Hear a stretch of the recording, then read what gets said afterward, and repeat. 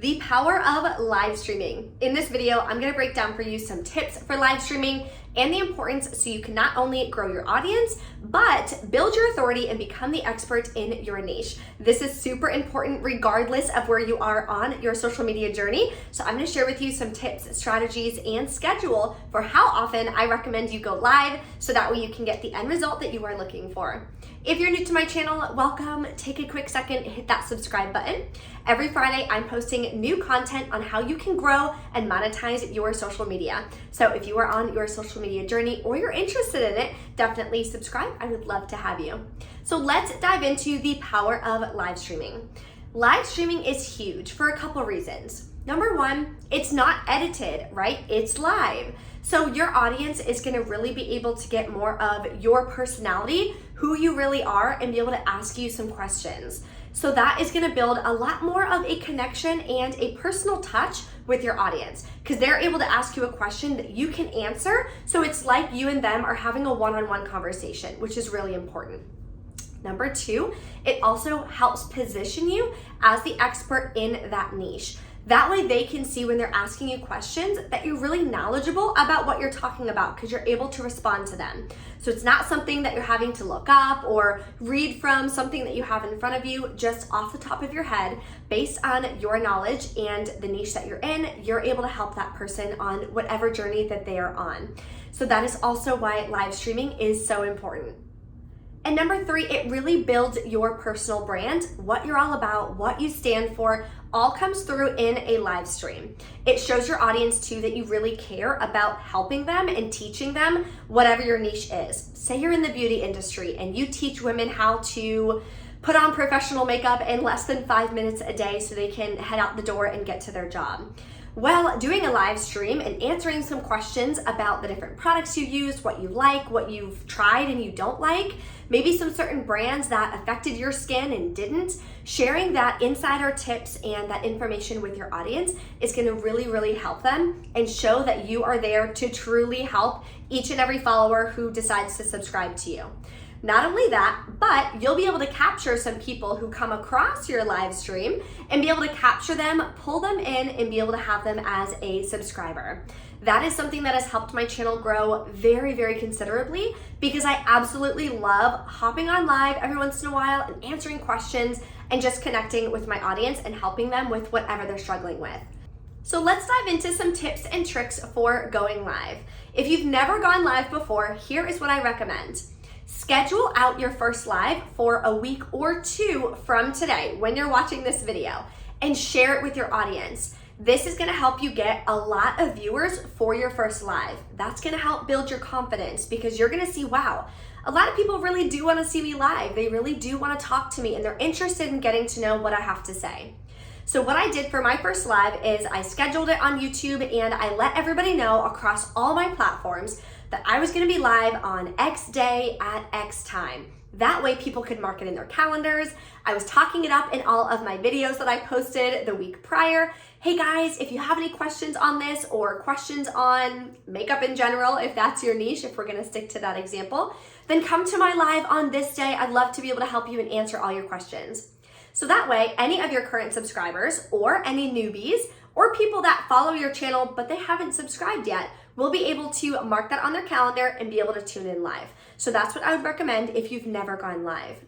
Now, if you really want to grow your channel, the second thing I recommend doing is going live consistently for 1 to 2 months. So if you can go live twice a week minimum, and set the date, set the time, and do not miss it. That is really important. Do that for 60 days straight and see the change that you are gonna see on your subscriber count. I guarantee you it is gonna go up considerably because you're showing your audience that you're organized, you're serious, and you're really interested in what you're teaching about.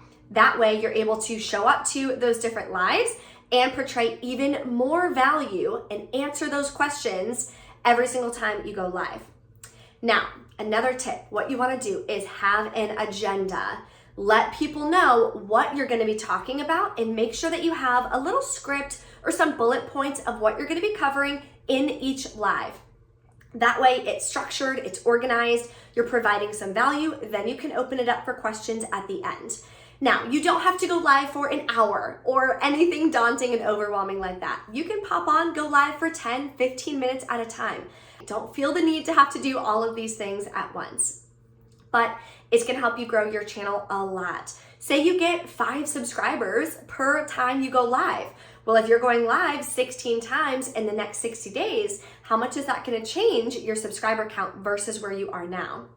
And if you need help with learning how to grow on social media quickly and how to monetize it so you can reach your financial goals, then I definitely invite you to book a free social media coaching session with me. We will go through your social media platform, put together a strategy and a game plan so that way you can reach your goals and see how I can help you do that. So that'll be linked below for you in the description box. I only do 10 free coaching sessions per week. And they usually book up pretty quickly. So if you're interested, that'll be below for you.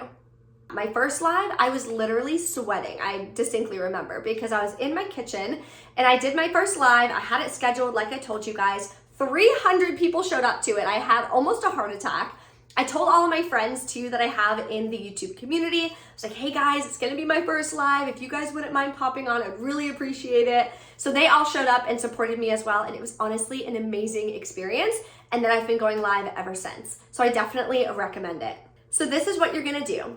As far as what topics you should be covering for your live, you are going to set a schedule. So I recommend printing out 2 printable calendars for the next 60 days, okay?